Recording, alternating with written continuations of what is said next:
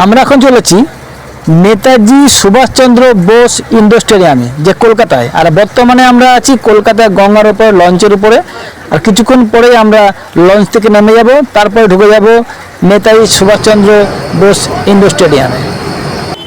Boat থেকে নেমে ভেবেছিলাম সিধা ইন্ডোর স্টেডিয়ামে ঢুকে যাব, কিন্তু চা প্রেমিক এরা আগে চা খাবে, এরপরে আমরা ঢুকে যাবো ইন্ডোর স্টেডিয়ামে। ইন্ডোর স্টেডিয়াম চলে এসেছি।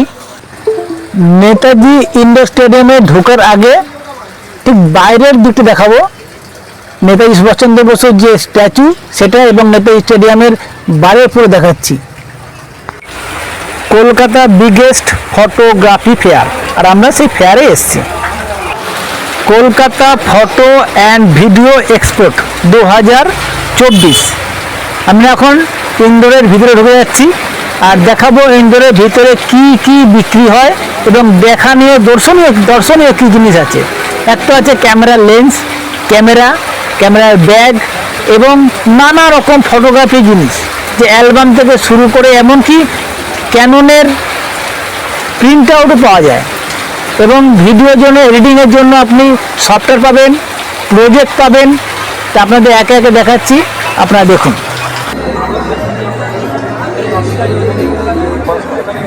স্টেডিয়ামের উপরে লাইটগুলো জ্বলছে এবং তার পাশে চারিদিকটা একটু ক্যামেরা করে আপনাদের দেখাচ্ছি।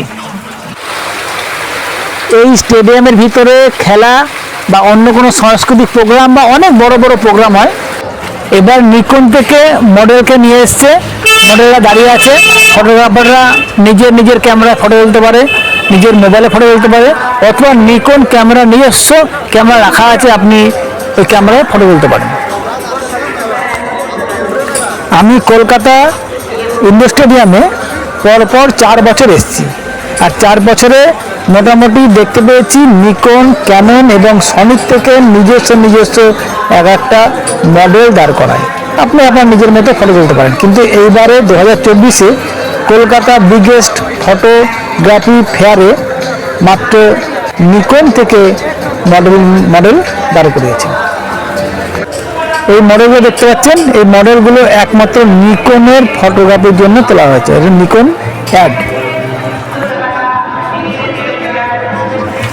আমি আবার এই মডেলদের ক্যামেরাবন্দি করলাম। ক্যামেরাবন্দি করার পরে আমি আমার মতো বাইরে বেরিয়ে পড়লাম।